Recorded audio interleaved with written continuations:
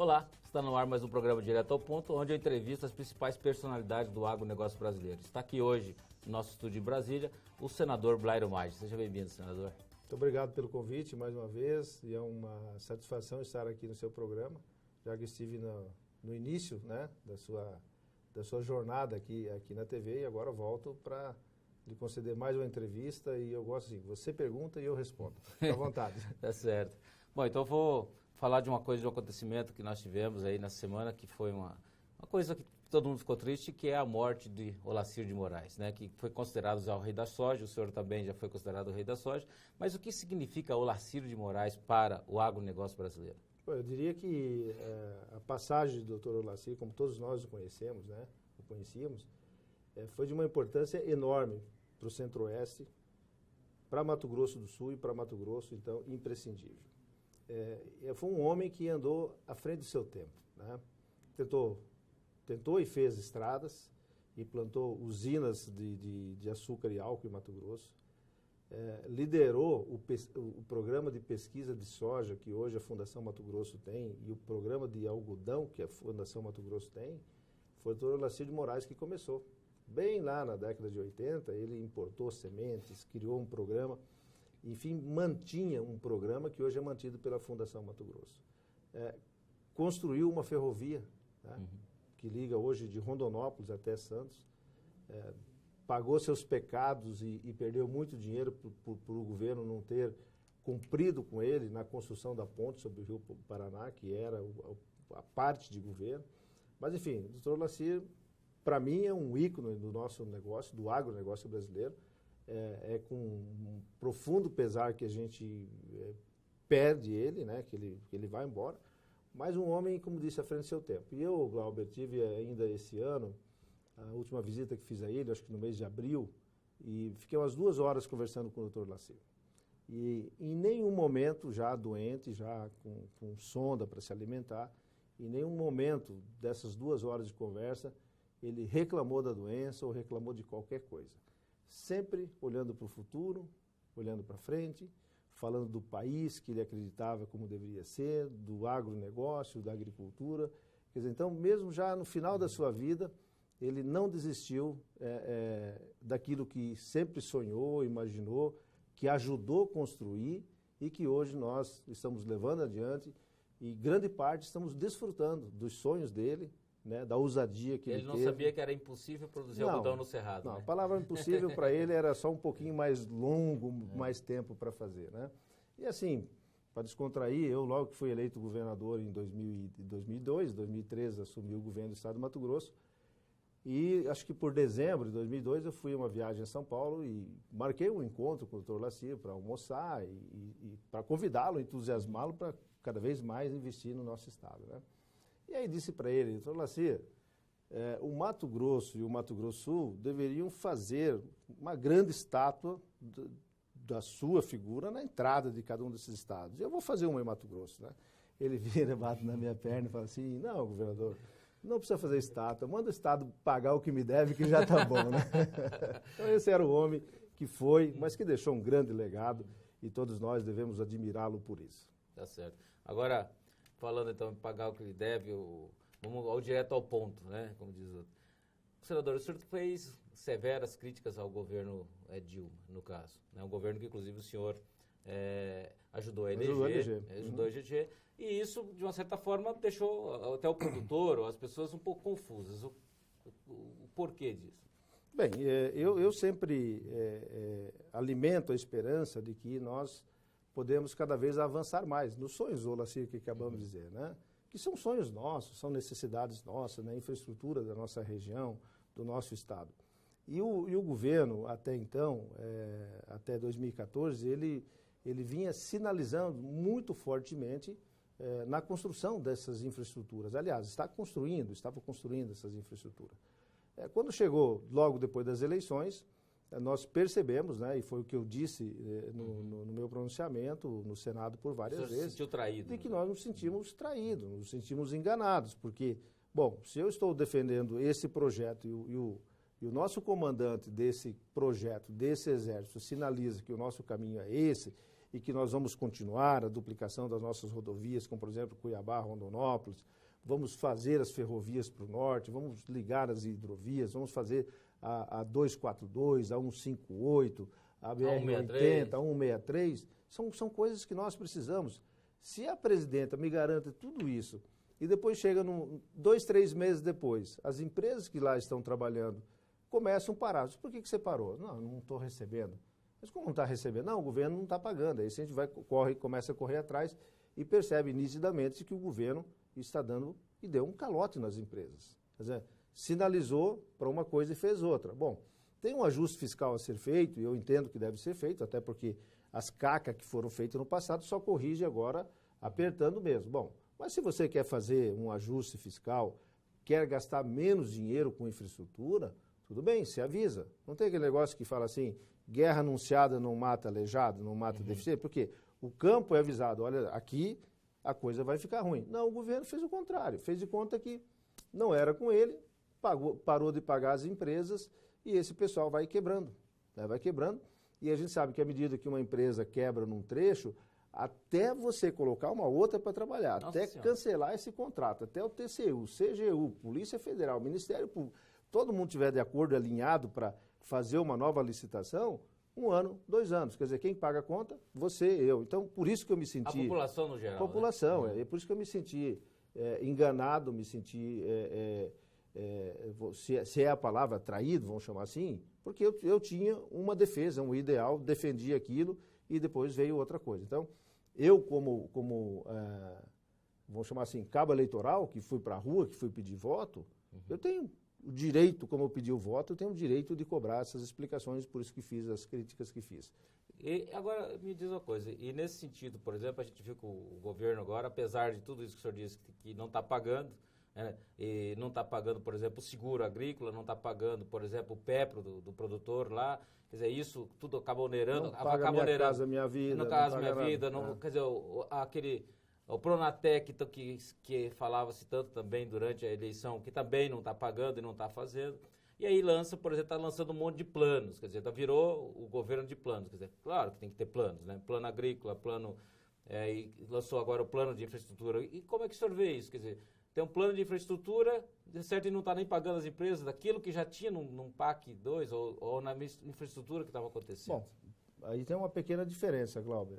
Agora o governo está fazendo um plano que eu acho que é factível, que é um plano de concessão. Ele não está dizendo que ele, governo, vai construir. Ele está dizendo o seguinte, olha, essa estrada eu vou concessionar e se tiver viabilidade econômica, porque técnica existe, eu vou passar para a empresa que vai fazer isso e a empresa tem que ter capital na frente para recolher depois com pedágio.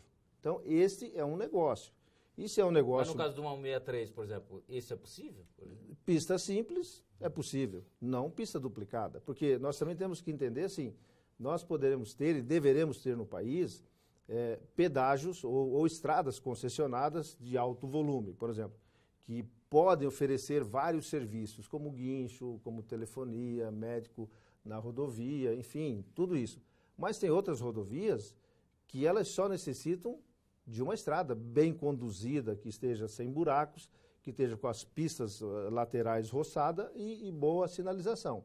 Muito bem, pedágio para isso não deve ser caro e também o volume de veículos nela pode ser menor do que as outras. Então, o governo agora está dizendo o seguinte, ó, eu vou concessionar uma ferrovia. Então tá bom, por exemplo, ferrovia de Sinop a Miritituba, Sapezal, Porto Velho, Lucas do Rio Verde para Uruaçu ou aqui no estado de Goiás. Muito bem, a ferrovia pode ser implantada desde que a carga que ali esteja paga o investimento ao longo dos próximos 30 anos ou 25 anos. Então, o governo agora faz um plano, mas é um plano que a iniciativa privada deve construir, a iniciativa privada deve manter. Então, eu sou muito favorável a esse tipo de coisa. Eu sempre defendi de que o governo não deve ser ele o gestor dessas coisas. O governo é um mau gestor, ele não consegue enxergar, ele não consegue ver, né? Vou dar um exemplo, aquela nossa rodovia que liga Sapezal, Campos de Julho, Comodoro, e depois Campo Novo do Parecis. Ali é uma rodovia que, se for levar uma grande concessão, não vai pagar conta. Não Claro. paga a conta de um diretor desses grandão que recebe milhões por ano para trabalhar numa dessas empresas. Agora, põe lá, regional, caipira, local. Certamente tem uma empresa local que vai conseguir fazer isso de forma barata, de forma eficiente e que vai conseguir ganhar algum recurso. Ou seja, se o governo não dá conta de fazer e não faz, pelo menos deixa alguém fazer. Deixa alguém fazer. Olha, aeroporto, rodovia, energia, telefonia, é tudo setor privado. O governo não deve estar envolvido nisso, nem em petróleo. Essa história para mim de, a Petrobras é nossa, não pode ser privada. Para mim pode ser tudo privatizado. As coisas que estão plantadas num país, elas não são levadas embora de um dia para o outro. Ninguém leva embora. Por exemplo, uma rodovia concessionada, uma ferrovia concessionada. Se é de um americano, de um inglês, de um alemão, de um fundo qualquer, e venceu a concessão, meu filho, vai deixar aqui. Claro. Não trabalhou direito, quer cobrar caro, o poder público pode interferir na hora que ele quiser, tanto na tarifa, na gestão. Ele é concedente, ele pode fazer isso. A única coisa que eu acho que não dá para entregar 100% é a companhia de aviação aérea. Por quê? Levanta num dia, no outro dia não está aqui. Claro, a gente fica todo mundo a pé aqui no Brasil, né? Mas o resto, filho, uma estrada vai estar aqui sempre, ninguém vai levá-la embora. Nós precisamos de capital para poder fazer isso. Tá certo, senador. Nós vamos para um breve intervalo. Não sai daí que nós viemos com mais assuntos importantes aí.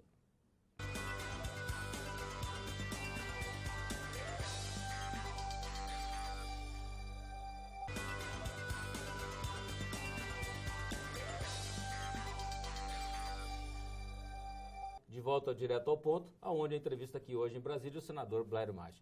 Senador, nós estávamos discutindo, e está sendo discutido muito sobre o assunto que é o governo quer arrecadar. Quer dizer, o senhor falou na questão fiscal, que o governo, de repente, o senhor se posicionou que o governo deveria até, inclusive, fazer a parte dele. Eu vi seus pronunciamentos no Congresso, que é corta-gasto. Não adianta também só o ajuste, tem que ser o ajuste do governo, né? Uhum. E agora o governo vem uma lei, por exemplo, veio uma medida provisória para o Senado, que depois foi devolvida, que agora vem uma lei que seria... Tem muitos produtos, por exemplo, que eram desonerados e que agora volta, quer dizer, revoga, tendo a oneração desses produtos. Como é que é isso? Bem, esse é um assunto que chegou no Congresso com uma medida provisória.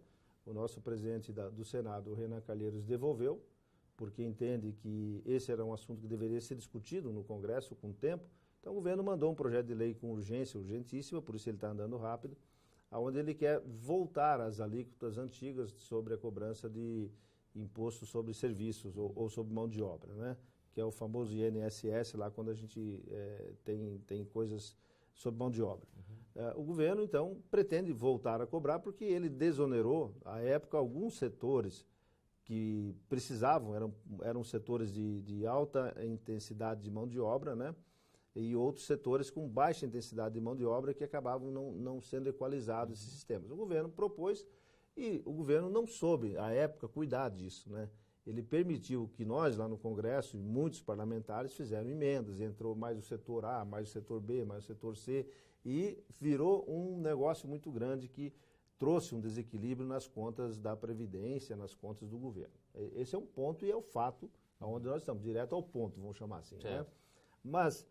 agora o governo, então, manda esse projeto. É claro que os setores que foram beneficiados não vão querer abrir mão disso, né?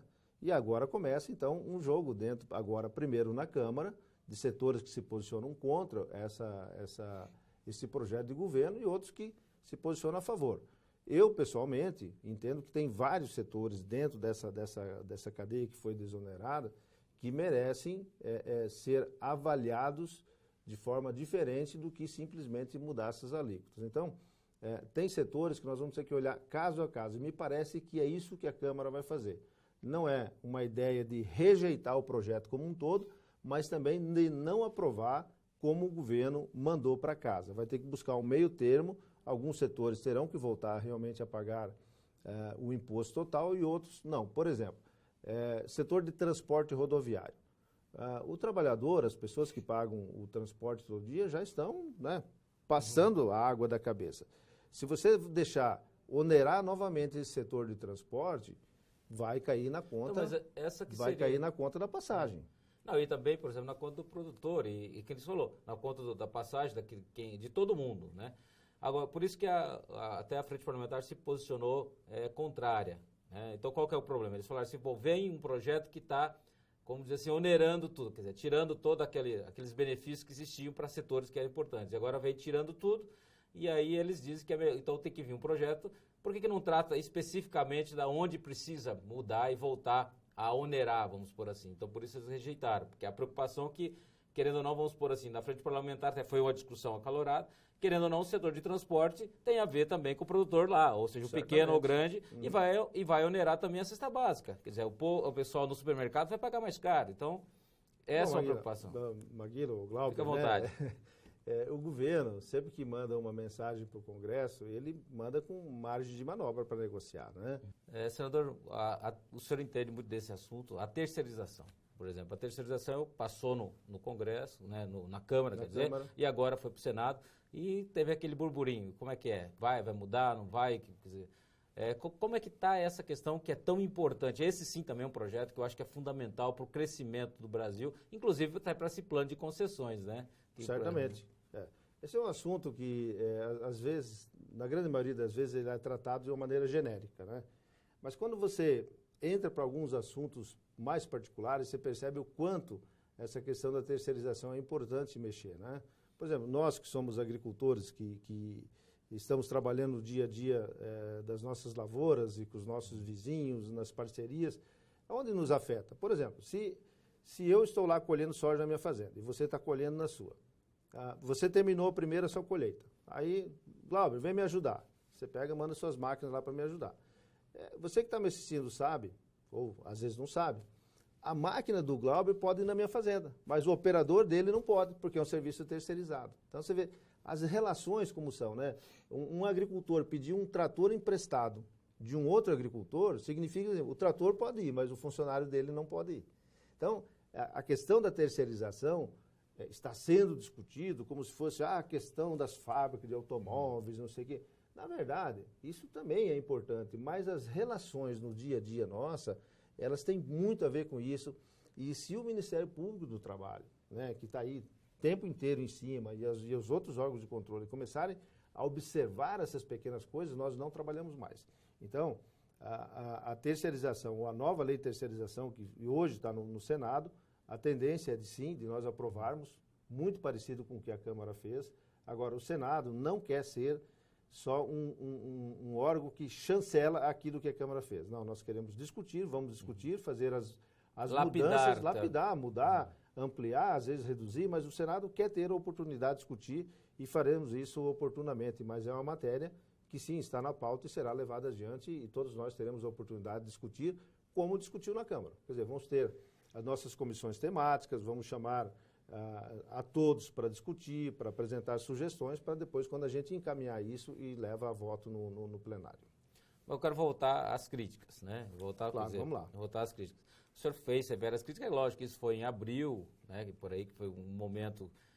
De lá para cá eu vi que o senhor deve mudar de partido, ou há notícias que mudaria de partido, poderia até ir para o PMDB, como foi convidado para ir para vários partidos, mas a sua visão do governo, ele, querendo ou não, apesar com aquelas críticas que o senhor fez, duras críticas inclusive, mais válidas e merecidas críticas, no meu entendimento, no caso o senhor vê que o governo está se alinhando, mudou, melhorou, como é que está isso? Não, o governo está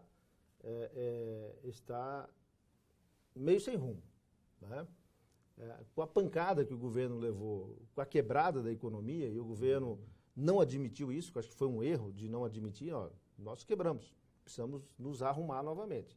Então o governo tenta ir passando o ajuste fiscal, mais uma medida aqui, mais uma medida ali, para tentar, no final do ano, chegar numa situação um pouco melhor das contas públicas no final do ano.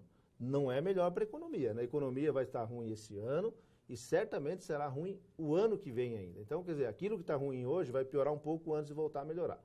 Mas o governo errou na mão, fez política eleitoral com recursos públicos, com políticas públicas que não deveria ter feito. Ele foi irresponsável, tanto é que o TCU vai julgar as contas do governo, provavelmente, e tem razões para que ele julgue improcedente, que ele julgue ou reprove as contas do governo, as consequências disso serão muito grandes. Muito bem, mas aqueles que erraram, a presidente, seus ministros que erraram, eles devem pagar pessoalmente e politicamente por isso. O país não pode ser quebrado, jogado no chão, sem sequência, pelos erros dos outros. Não, nós temos que separar. Errou, paga. Errou, paga. Agora, o país daqui para frente tem que andar. Por isso, nós temos que fazer as críticas, mas, ao mesmo tempo, temos que estar dispostos a sentar na mesa e discutir. E ajudar. E ajudar. Isso que eu tenho dito à oposição, aos líderes da oposição, como o Cássio Cunha Lima, o próprio Aécio, o Álvaro Dias e tantos outros líderes de oposição que tem lá, de que, muito bem, a crítica é muito bem-vinda, é necessária, você coloca nas cordas o seu adversário, mas você tem que apresentar alguma coisa também. Como é que a gente sai dessa situação, né? E aí esse é o papel da política, né? A política não pode ser, ou o político não pode ser preconceituado, preconceituoso, de não aceitar, a tratar de alguns assuntos que ele não gosta, né? Ele tem que tratar de todos os assuntos e o governo, eu diria assim, o governo está nas cordas. Ele está na mão do ministro Levi e nas mãos do vice-presidente Michel Temer, um para cuidar da política e o outro para cuidar da economia. Né? Existe um prazo para apresentar uma melhora na economia fiscal, que é até a final desse ano. Eu acho que se nós não conseguirmos fazer isso e não apresentarmos, o mercado internacional, que deu mais uma oportunidade para o governo, ele vai dizer, ó, chega. É a mesma coisa, Glauber, quando nós entramos em dificuldade nas nossas atividades como produtor, e você chega num banco, chega numa empresa, e ele fala assim, olha, se tu fizer tudo certinho, assim, assim, assim, eu te mantenho o teu crédito. Mas se você fizer alguma besteira nesse meio, eu tiro o seu crédito. Se você tirar o crédito, você morreu. Senador, muito obrigado pela sua participação mais uma vez aqui no nosso programa. Muito obrigado. Pena que é tão curto que a gente poderia passar o dia inteiro conversando aqui. Tá certo, obrigado. Um abraço. Tá certo. Aí mais uma entrevista para você com o senador Blairo Marte. Você pode acompanhar essa e outra entrevista através do Canal Rural e também através do meu Facebook, Glauber Silveira. Eu aguardo você todo domingo aqui no Canal Rural.